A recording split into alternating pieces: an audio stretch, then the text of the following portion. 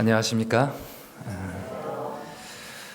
저에게 한 성도님이 한 2주 전에 충언을 해주셨습니다.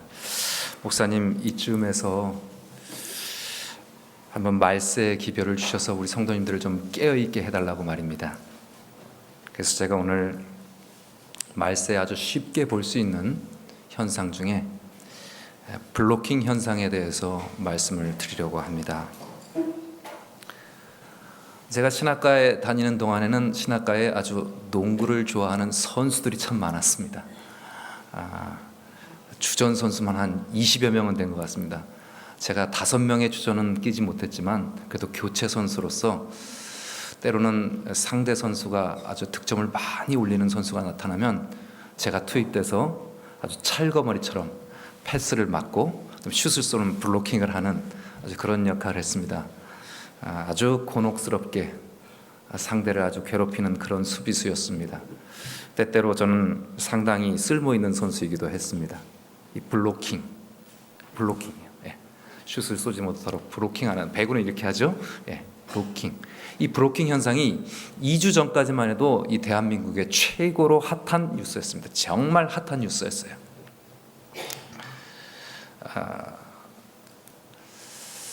우리나라 상공에는 한 10km 정도 지점에 제트 기류가 서쪽에서 동쪽으로 불어갑니다.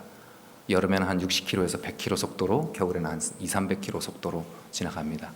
그런데 우리나라 이 근방에는 태평양에는 거대한 바다가 있고 위에는 대륙이 있기 때문에 이 여름에 이 수온이 높아지면은 엘니뇨 현상이나 라니냐 현상으로 수온이 높아지고 겨울에 수온이 높아지면 이 열기가 위로 올라가서 흘러가는 10km 상공에 있는 이 바람길을 막는 것입니다. 그래서 이게 구불구불해지고 때로는 저렇게 4번의 그림처럼 막혀버려서 이 흐름을 막아서는 것입니다. 그래서 겨울에는 요즘 계속되는 이상 한파, 겨울에 한파가 그대로 이 한반도에 머물러 버리고, 작년 우리가 이 교회를 지을 때 그 끔찍했던 열파, 이 도무지 바람이 이렇게 지나가지를 못하고 이 뜨거운 대륙에서 달궈진 이 열기가 그대로 머무는 이 열파가 있었습니다. 작년 올해 정말 지독하게 심했던 가뭄이 바로 이 전 지구적인 이 블로킹 현상에 의해서 일어난 것입니다. 그뿐만 아니라 우리나라에는 아주 국지적인 블로킹 현상, 특별히 전 세계에서 가장 심화되어 있는 대도시 집중 현상에 의해서 도시의 이 열섬 효과가, 이 뜨거운 열기가 또 올라가서 이 작은 소나기 구름 정도는 완전히 차단해 버리게 됩니다. 2주 전이었습니다. 딱 2주 전에 지난 몇 달간 한 번도 비가 내리지 않고 잠깐 비가 내렸던 이 지독한 가뭄이 이 서울 경기 지방에 소나기가 몇 번 내리면서 해소되었습니다. 그런데 여기서 한 60km밖에 떨어지지 않은 부모님 댁 홍천에는 비가 내리지 않는 것입니다. 우리 아버님께서 우리 식구들 나눠 먹으려고 이제 논에다가 한 몇 마지기 논에다가 이제 물을 주셔야 되는데 논이 말라 죽으니까 수돗물을 2, 3일을 틀어주셨어요. 수돗물을. 그러다 그것도 한계에 오니까 이제 농업용 트럭에다가 이 농약을 치는 그런 펌프, 작은 펌프를 가지고 개울에 가서 한 40분 물을 길어서 그것을 한 2톤 통에 퍼담고 그걸 또 한 40분 논에다가 부어주는 일을 하루에 한 8통, 그럼 한 하루 종일 하는 것입니다. 그리고 그 물 호스를 가지고 일일이 콩밭에, 그다음에 들깨 모종에 일일이 주시는데도 자꾸만 죽는다는 것입니다. 아버지가 하루에 서너 번 전화하면서 아버지가 이렇게 묻습니다. 이게 일을 하시다가 뜨거운데 바람이 좀 불고 비가 올 듯 구름이 모여들면 전화를 하셔서 아부마 거기 비 오니? 그러면 아니요. 또 이쪽에서 제가 구름이 막 몰려와서 우르르 쾅쾅 소나기가 쏟아지면 아버지한테 전화합니다. 아버지 혹시 여기 구름이 거기까지도 갔습니까? 아니. 우리 부자의 간절한 바람에도 불구하고 그 소나기 구름은 한 주일 동안 홍천 며느리 고개를 결국은 못 넘었습니다. 이곳은 홍천까지 그리 멀지도 않고 또 거기에 있는 산이 그리 높지도 않습니다. 이 구름이 거기까지 밀려가지 못한 이유는 다른 곳에 있었습니다. 바로 고밀도로 집적되어 있는 도시의 열이 이 소나기 구름을 막아버린 것입니다. 그 바람을 막아버린 것입니다. 우리나라는 사실 전 세계적으로 가장 기온이 많이 오른 나라라고 합니다. 어제 지구과학 스승님이신 우리 이근배 선생님 말씀에 의하면 제주도 수면 상승은 전 세계에서 가장 높고 가장 심각하다고요. 전 세계 온도가 지난 100년간 0.85도가 올랐는데 우리나라는 1.8도 올랐습니다. 이 평균 온도가 오른 것이기 때문에 때로는 4도, 5도, 4도, 5도 낮고 이거 엄청난 변화입니다. 전 세계적으로 가장 도시가 밀집되어 있기 때문입니다. 그래서 저 중국에서 6월 달에 비가 저렇게 많이 쏟아지는데 우리나라는 저 뜨거운 열기 때문에 대륙에서 온 또 바다에서 올라온 이 열기 때문에 이것이 차단되고 또 좀 낮게는 이 남산에서 찍은 사진인데요. 아파트로 다 채워졌습니다. 그 다음에 이 불암산에서 상계동을 바라본 것입니다. 상계동, 중계동, 하계동 옛날엔 다 저기 논바닥이었죠. 논밭이었죠. 제가 다 가득한 저 아스팔트 쉽게 40도, 45도 올라가는 아스팔트와 콘크리트 덩어리 그리고 저 안에 수많은 시래기들이 열기를 40도 이상 뿜어내고 있습니다. 논바닥은 없어진 지 오래죠. 불암산을 넘으면 우리가 잘 아는 대로 저 노란 표시가 제 고향 불암벌입니다.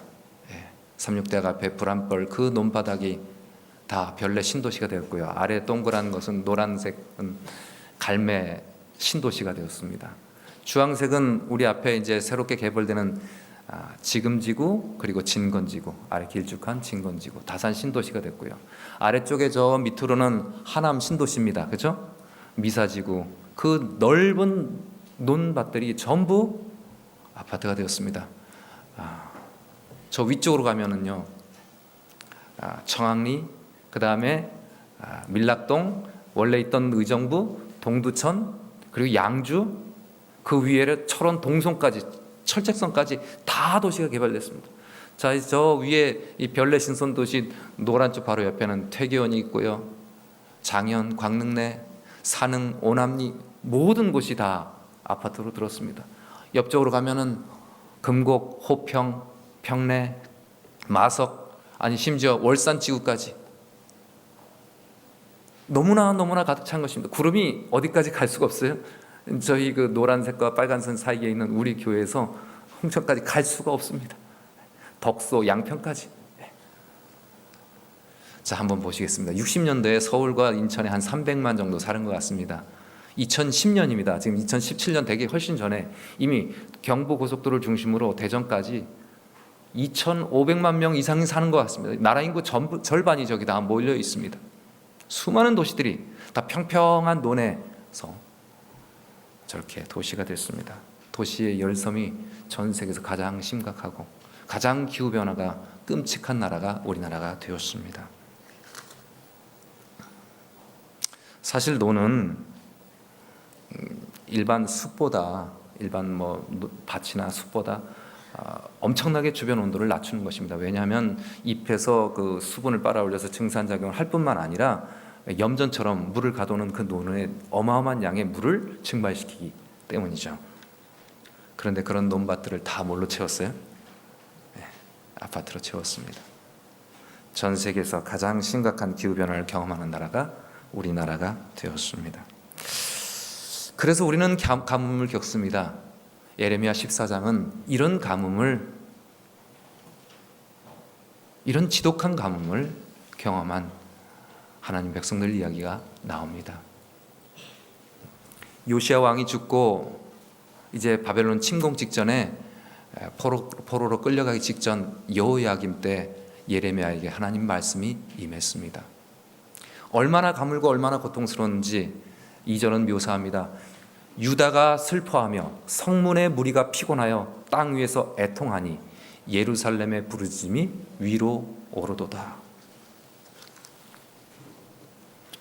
성문의 무리들은 장로들이고 지도자들입니다. 지도자들이 너무 고통스러워 고통당하는 것입니다.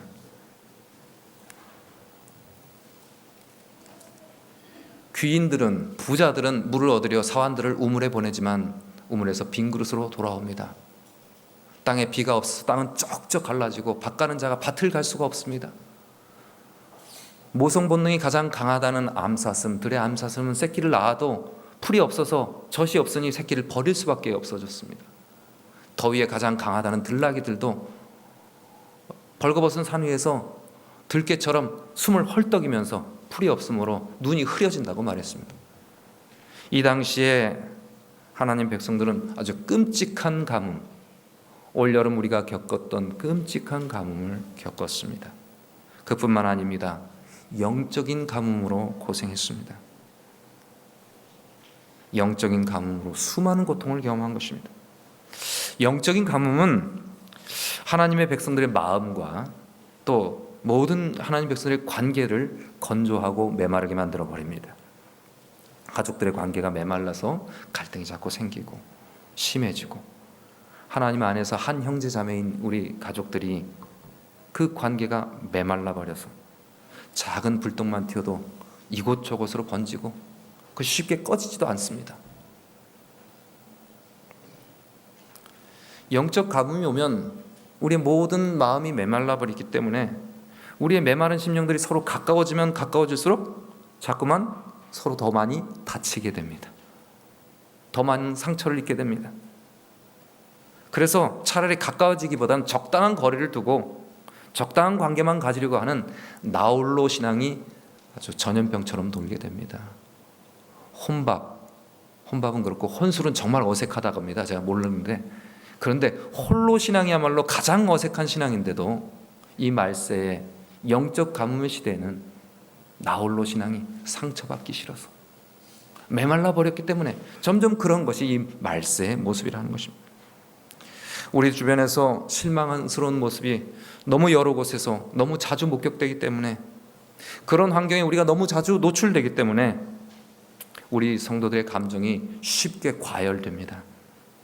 너도 나도 과열돼서 그 감정들이 함께 모여있다 보니 이게 도심의 열섬 효과처럼 우리 가운데 하나님의 은혜의 소나기가 오려고 해도 그 구름을 막아버리는 것입니다. 블로킹 해버리는 것입니다. 이것이 바로 본문에 등장하는 예레미야 14장에 등장하는 이스라엘 당시 유대 백성의 상황이었습니다. 그리고 오늘 우리의 상황이기도 합니다. 그래서 하나님께서는 정말 우리에게 찾고 싶은 모습이 있으십니다. 은혜로 마음을 촉촉하게 하는, 은혜가 그리스도의 은혜로 가득한 성도들의 모습을 찾고 싶어 하십니다. 우리 성도님들도 마찬가지입니다. 가슴을 시원하게 해주는 냉수 같은 목사, 또 한 번 만나면 가슴이 시원해지는 품성을 가진 그런 장로님, 정말 열심을 다하여 사랑으로 봉사하는 그런 집사님을 찾고 싶어 합니다. 그런 사람은 어떤 분인가? 잠언 25장에 충성된 사자는 그를 보낸 이에게 마치 추수하는 날에 뭐 같다? 얼음 냉수 같아서 능히 그 주인의 마음을 시원하게 하느니라. 근데 이런 일이 그렇게 흔하지 않아요. 그런 사람 흔하게 볼 수 없는 시대의 말세입니다. 그래서 그럴 때는 먼 땅에서 오는 좋은 기별은 목마른 사람에게 냉수 같으니라. 우리가 워낙 갈증이 심하기 때문에 우리 주변에서 자주 못 보더라도 멀리서라도 어떤 선교지 소식을 통해서도 어떤 소식이라도 그런 소식을 들으면 우리에게 아주 그냥 영적으로 메말라 있는 시대에는 아주 냉수같이 우리 마음을 시원하게 한다고요. 메마른 시대, 바로 노아의 같은 때, 그때가 바로 말세가 아닙니까?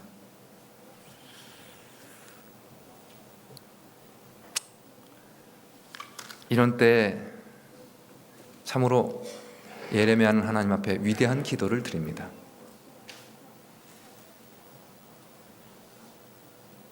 여호와여,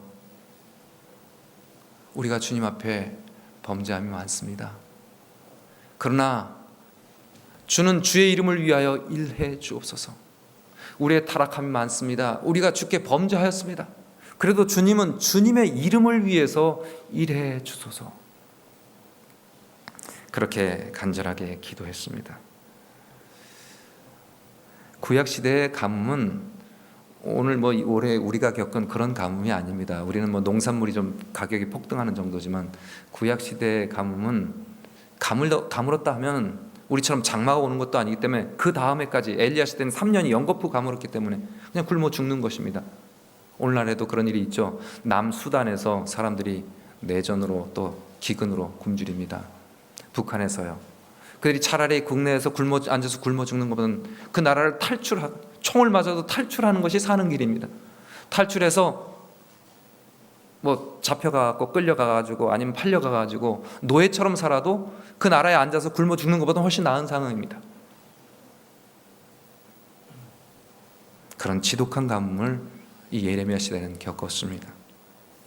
그런데 또 이 예레미야 시대 사람들은 오늘처럼 우리가 뭐 가뭄이 오면 뭐 해수면이 올라갔고 기상이변이 왔고 이런 데서 원인을 찾지만 이 하나님 백성들은 이 가뭄이 올 때는 언제나 하나님과의 언약 관계를 다시 살펴보게 되는 하나님의 언약의 백성이었습니다.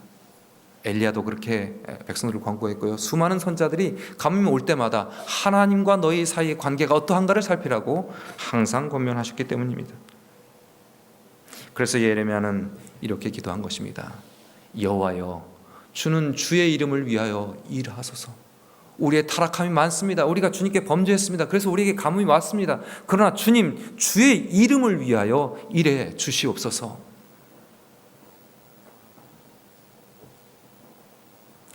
계속해서 기도합니다. 주님은 우리의 소망이십니다. 우리의 구원자이십니다. 그런데 어찌 이 땅에서 거류하는 타국인처럼 방관하십니까? 어찌 하룻밤 묵고 가시는 나그네처럼 그냥 무관심하십니까? 정말 우리 고통에 무관심하신 겁니까? 에레미야는 간절하게 기도합니다.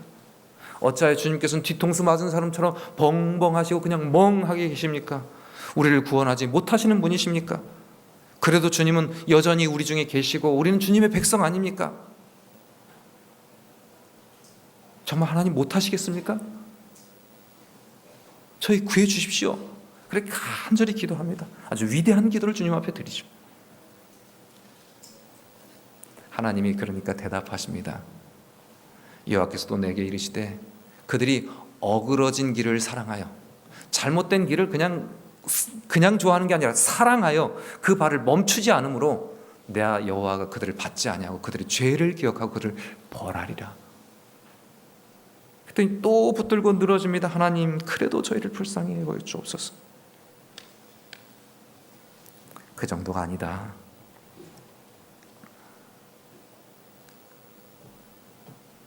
하나님은 무서운 명령을 하십니다. 다 같이 한번 읽어볼까요? 시작. 여호와께서 또 내게 이르시되 너는 이 백성을 위하여 복을 구하지 말라. 목사대로 기도하지 말라는 것입니다. 7장 16절에는 너는 이 백성들을 위하여 기도하지 마라. 부르짖어도 마라. 그들을 위해 간구하지도 마라. 내가 듣지 않겠다. 하나님 그렇게 말씀하십니다.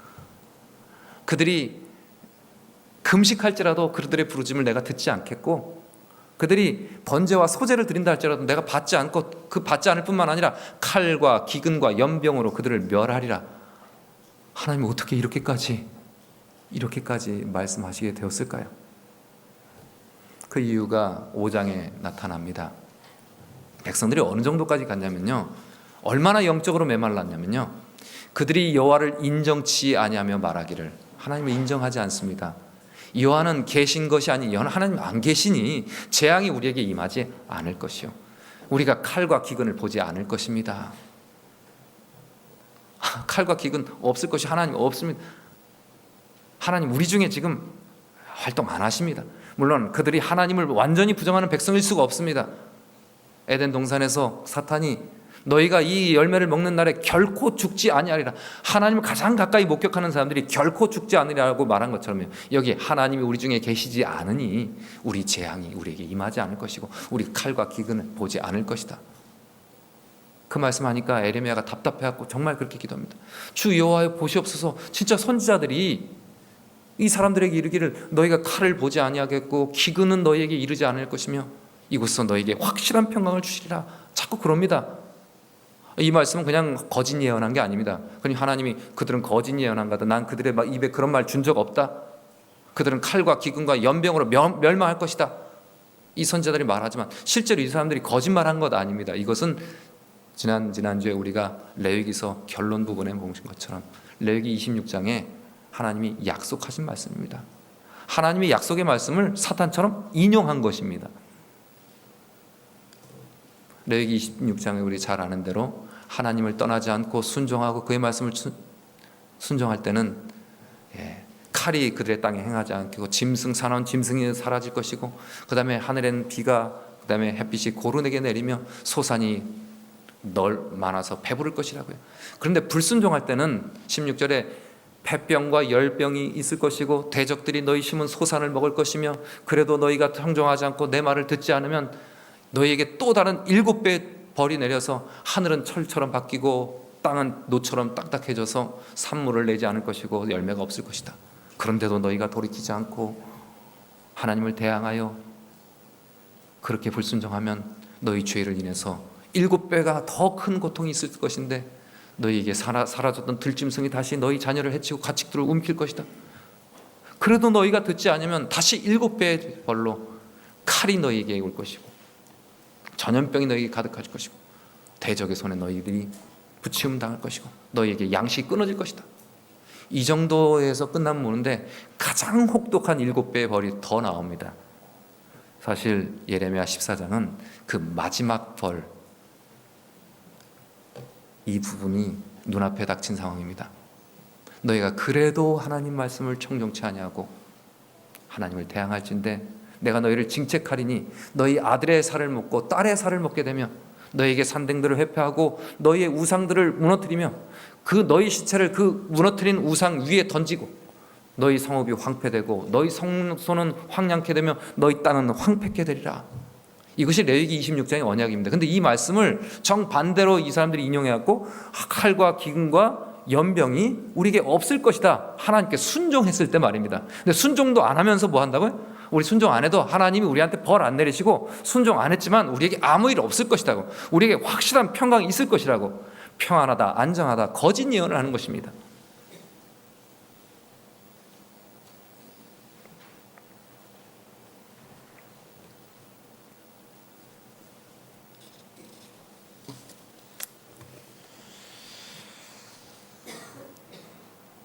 예레미야 14장은 이런 경고가 오고 이런 위험이 닥쳐도 그들이 돌이키지 않는 죄 때문에 이 마지막 단계의 혹독한 형벌이 눈앞에 닥쳐버렸습니다. 이제는 차라리 전쟁이 나서 이 가뭄에, 이 어려움에, 이 영적으로 가물어서 수많은 문제들을 가지고 있는 이 사람들에게 차라리 전쟁이 나와서 그들이 칼에 죽든지 아니면 끌려가든지 포로로 가서 사는 것이 지금 이 땅에 남아있는 것보다 훨씬 나은 상황이 되었습니다. 하나님께서 준비하신 징벌을 거둘 수가 없는 상황입니다. 아무리 예레미야가 간절하게 호소해도 너 이제 고만 기도해라 3번이나 이제 부르짖지 마라, 나 안 들을 거다. 하나님 그렇게 말씀하십니다. 하나님은 왜 이렇게 무서운 거절, 우리의 기도를 듣지 않겠다고요? 이런 무서운 거절을 하셨을까요? 왜 그렇게 하셨을까요?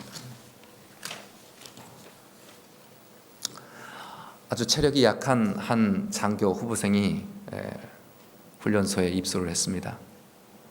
훈련을 받는데 그 사람 아주 늘 뒤처졌습니다. 교관으로부터 아주 심한 기합을 아주 자주 받게 되었습니다. 그래서 이 사람이 이 교관에 대해서 아주 앙심을 품다 못해 원한을 갖게 됐습니다. 내가 제대하면 저 교관 가만두지 않겠다. 이렇게 악에 받쳐 있는데 청소당번이 돼가지고 대대본부 가서 청소를 하고 있는데 대대장실에서 이 교관과 대대장이 이야기를 나누는 것을 듣게 됐습니다. 대대장, 아무개는 이 훈련 성적이 너무 안 좋아서 빨리 퇴교를 시켜야겠다고. 그랬더니 교관이 옆에 있다가 아닙니다, 대대장님. 이 훈련생은, 이 후보생은, 사관 후보생은 좀 체력이 약해서 그렇지 아주 성실한 후보생입니다. 퇴교시키지 마시고 저를 믿으시고 제가 잘 관심을 두고 훈련 잘 시킬 테니 좀 퇴교시키지 말아 주십시오. 그 소리를 듣는 순간 이 후보생이 그 원망스럽던 그 교관이 원한이 싹 사라지고 눈물이 핑 도는 것입니다. 그 다음부터 그 교관이 시키는 혹독한 훈련을 아주 달게 받았습니다. 달게 받았어요. 그리고 아주 훌륭한 장교가 돼서 임관을 하게 되었습니다. 하나님께서 바로 그런 말씀하십니다. 예레미야 14장 17절입니다. 하나님의 진심을 한번 읽어볼까요? 시작. 너는 이 말로 그들에게 이르라. 내 눈이 밤낮으로 끊치지 아니하고 눈물을 흘리리니.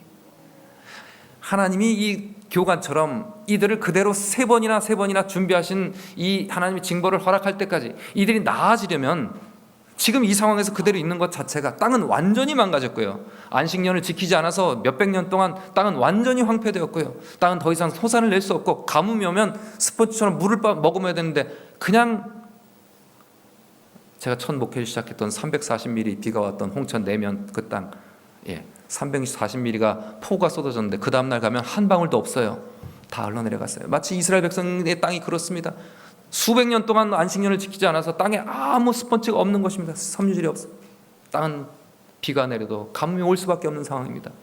여기서 더 머물 수가 없습니다. 그들의 영적인 가뭄은 더 심각합니다. 차라리 하나님이 준비하신 포로로 끌려가는 게 나은 상황입니다. 하나님은 눈물을 흘립니다. 내 눈이 밤낮으로 끊치지 않고 눈물을 흘린다. 밤낮으로 눈물이 끊치지 않다고요.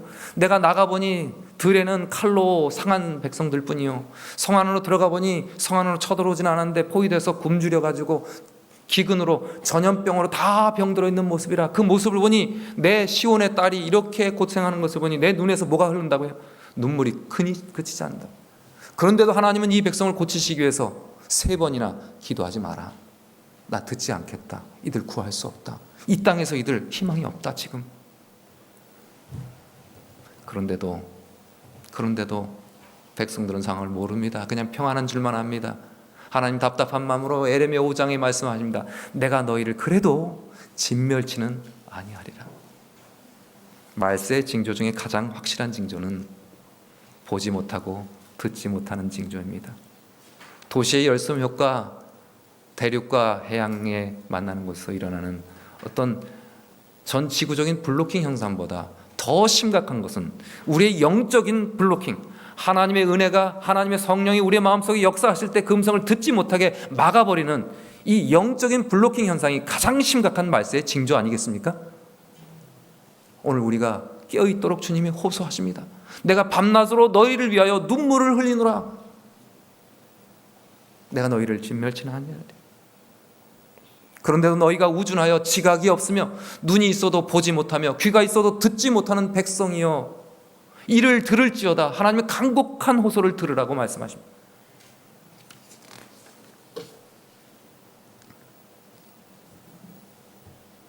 그들은 어떤 상황이 있었습니까?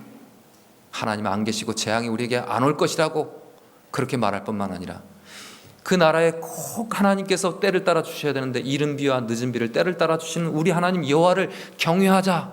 그러면 다시 하나님께서 회복시켜 주시는데 그런 말도 안 한다고요. 너희의 이런 허물들이 너희에게 닥쳐오는 일들을, 좋은 일들을 다 물리쳤고 너희에게 오는 은혜의 소나기 구름을 다 물리쳤고 너희 죄가 너희에게 오는 좋은 것을, 축복들을 다 막아버렸다고요. 블로킹 해버렸다고요. 노아의 때가 그러했습니다. 사람들은 하나님의 심판의 경고의 기별이 그토록 120년간 노아를 통해서 주어졌지만 사람들은 무관심했습니다. 무시했습니다. 보조와 선지자에 보면은 그 상황을 사람들에게 하나님께서 징조를 보여주시고 수많은 짐승들이 둘씩 일곱씩 암소 쌍을 지어 방주로 들어가는 그런 강력한 기적을 보면서도 그들의 마음에는 그것이 순간적인 어떤 감상에 지나지 않았다. 순간적인 느낌으로 지나가 버렸다고요. 하나님이 확실히 은혜를 보여주시고 확실히 증거를 보여주셔도 순간적인 어떤 감성으로 지나가 버렸다고요. 노아의 때도 그랬고요, 예레미야의 때도 그랬고요, 오늘 이 시대에도 그러다면 우리는 정말 말세를 살고 있는 것입니다. 우리는 깨어 있어야 되는 것입니다. 예레미야 5장 계속 말씀합니다. 이스라엘의 패역과 유대의 패역이, 또 유대의 배반이 너무너무 심하다고요. 아까 선지자들이 거짓말로 레위기서 말씀 축복받을 때 하나님께 순종할 때 축복으로 이루어놓은 그런 예언들을 지금 아주 형편없이 하나님 떠나면서도 괜찮다고 말한 것처럼요, 선지자들은 거짓을 예언하고요. 그리고 다 제사장들, 교회 지도자들은 자기 권력으로, 하나님의 능력으로 교회를 다스리는 것이 아니라 자기 권력으로 다스리면서 수많은 문제들이 일어나고요. 그리고 그 백성들은 그것을 좋게 여긴다고요. 그냥 묵인해버린다고요. 그냥 넘어간다고요. 그럼 결국엔 너희들 어떻게 하겠느냐? 예레미야 5장 31절에 하나님의 호소입니다. 그냥 평안하다 하고 자기 권력대로 하고, 그 다음에 백성들은 그냥 그걸 다 그냥 넘어가고, 그냥 좋은 게 좋은 거다라고 넘어가고, 그러다 너희는 끝에는 어떻게 하겠느냐?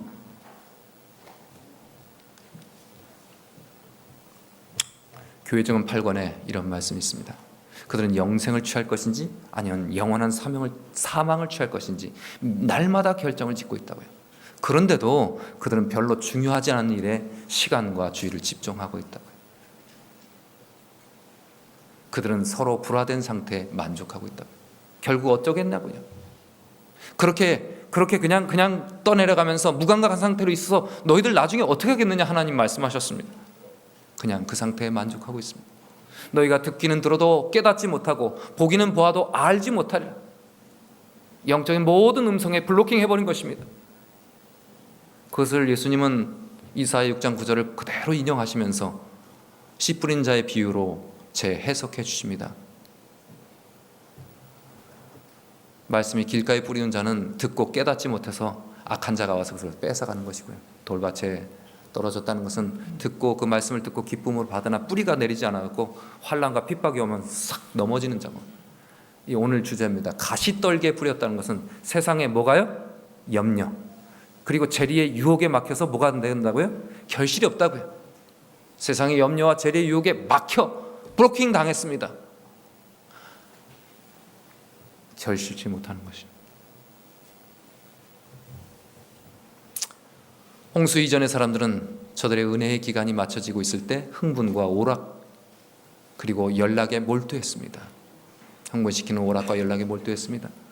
사탄은 이 마지막 경고에 우리를 향하여 우리의 영적인 가뭄을 하나님께서 계속 예레미야 14장을 통해서 기별을 통해서 선자를 통해서 계속 주시는데도 이 마지막 경고에 아무도 감명을 받지 못하도록 하기 위해서 환락과 쾌락에 몰두시키고자 한다고요. 오락과 연락에 몰두하게 하고요.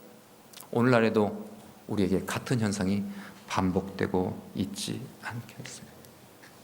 결국 너희가 어떻게 하느냐? 하나님의 모든 영적인 경고에도 블로킹 해버리는 현상. 오늘 우리 각자가 자존심이 있습니다. 하늘을 찌를 듯한 자존심의 빌딩을 세워서 이 자존심이라는 빌딩이 아주 숲을 이루었습니다. 이기심이 어떨 때는 아주 철벽처럼 나를 방어합니다.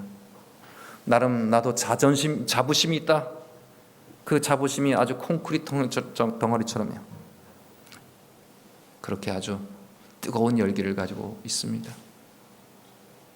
세상의 즐거움, 돈에 대한 사랑은 저 롯데타워처럼요. 우뚝우뚝 높이만 쌓아지고 있습니다. 세상의 즐거움에 대한 쾌락에, 또 세상의 돈에 대한 우리의 애착이, 그 애착심이 끝없이 올라가는 세대입니다. 남을 인정하는 것은 참 약하고 인정해 주는 것은 정말 약한데, 인정받고 싶은 열망은 너무 커가지고 그 인정받고 싶은 경쟁심이 너무 과열돼가지고 수많은 문제가 일어나는 것입니다. 너희의 허물이 이런 좋은 것들을 물리쳤고 너희의 죄악이 너희에게 오는 좋은 것을 막았느니라. 오늘날 우리에게 이런 현상이 반복된다면 정말로 말세입니다. 그래서 하나님은 우리에게 호소하십니다. 다 같이 읽겠습니다. 시작. 너희는 이제라도 금식하며 울며 애통하고 마음을 다하여 내게로 돌아오라. 아멘. 이제라도 금식하며 울며 애통하고 마음을 다하며 내게로 돌아오라. 그렇게 하면 우리가 과거에 가졌던 하나님의 은혜, 우리에게 있어야 할 은혜가 이렇게 있을 것이라고요. 그가 시작. 그가 너희를 위하여 비를 내리시되 이른 비와 늦은 비가 전과 같을 것이다. 아멘. 그리고 요엘은 이렇게 호소합니다. 누구든지 여호와의 이름을 뭐하는 자는, 부르는 자는 무엇을 얻으리라? 구원을 얻으리라. 이런 말세의 영적인 가뭄에 여호와의 이름을 부르는 자는 구원을 얻을 것이다.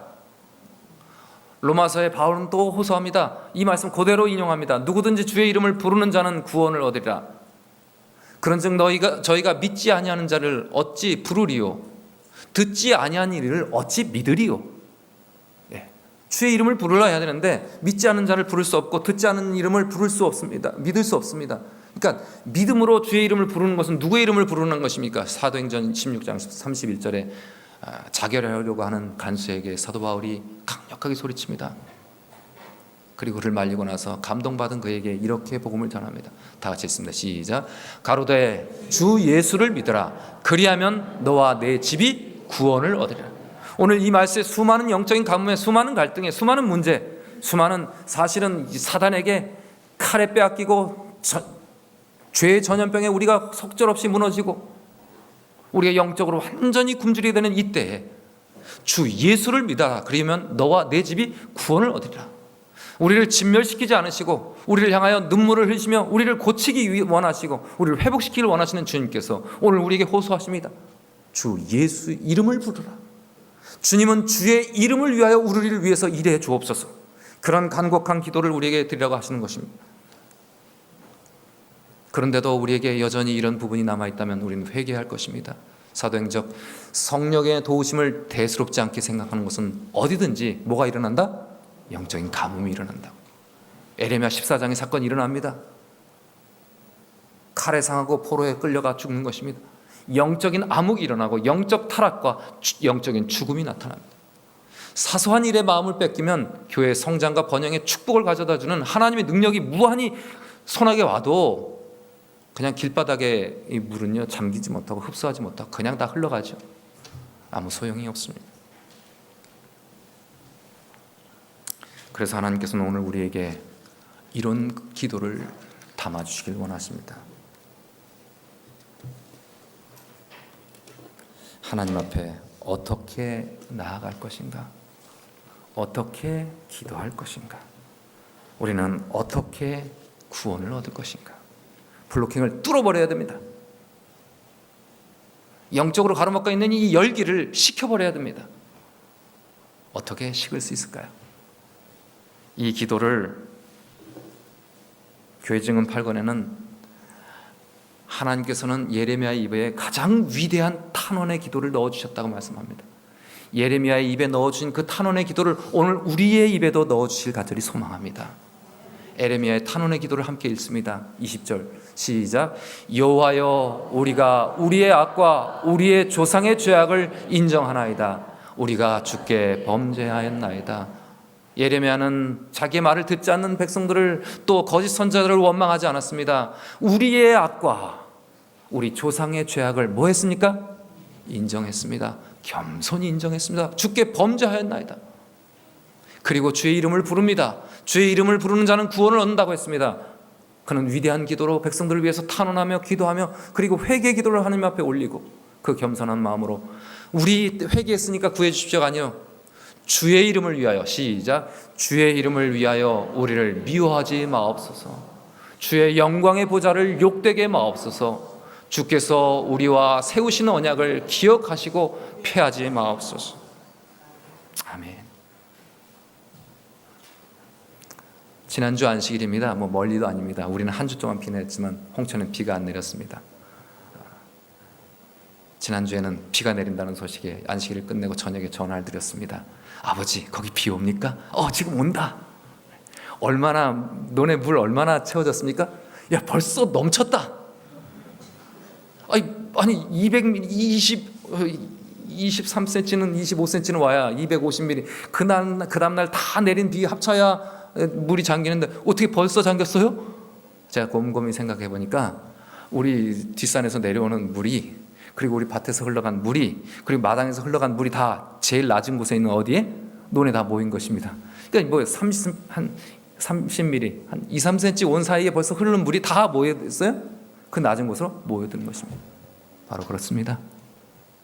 우리의 영적인 가뭄, 이토록 지독한 가뭄, 우리를 위태롭게 만드는 이 예레미야 10장의 그 위태한 상황, 이 말세의 상황에서 우리가 주님의 은혜를 받기 위해서 예레미야의 그 간절한 탄원의 기도, 그 위대한 탄원, 우리의 죄를 인정합니다. 우리 형제의 죄를 인정합니다. 주께 범죄하였습니다. 우리 부족하지만 우리를 위해서가 아니라 주님의 이름을 위해서, 주님의 보좌가 욕되지 않기 위해서 우리를 기억해 주시고 우리와 세우신 언약을, 이 마지막 우리 백성들과 세우신 이 우리를 사용하셔서 이 마지막 세상을 환하게 비추게 하겠다는 그 하나님의 거룩한 약속을 이루어 주옵소서. 그 기도가 우리의 기도가 되기를 간절히 바랍니다. 우리는 주님 앞에 이렇게 기도해야겠습니다. 주님의 이름을 위하여 우리의 가정을 붙들어 주옵소서. 주님의 영광의 보좌가 욕되지 않게 하기 위하여 우리 교회를, 이 재림교회를 이 가뭄의 시대 시원한 냉수 같은 교회로 회복시켜 주시옵소서. 주님, 우리와 세우신 언약을 주님의 이름을 위하여 이루어 주옵소서. 주의 이름을 부를 수 있는 거룩한 탐험자, 은혜의 소나기가 그 겸손한 우리의 심령에 가득 채워져서 그 넘치는 물로 옆에 있는 사람들에게 증발시켜주고 물을 공급할 수 있는 은혜가 담긴, 은혜가 충만한 목사, 우리의 모습만 봐도 감동이 되는 품성을 가진 은혜로운 장로님, 열심으로 살아가는 그런 은혜로운 집사, 은혜가 가득한 이 말세 예레미야 같은 그런 심령들이 우리의 심령이 될 수 있도록 하나님 축복하시기를 주님의 이름으로 축원합니다.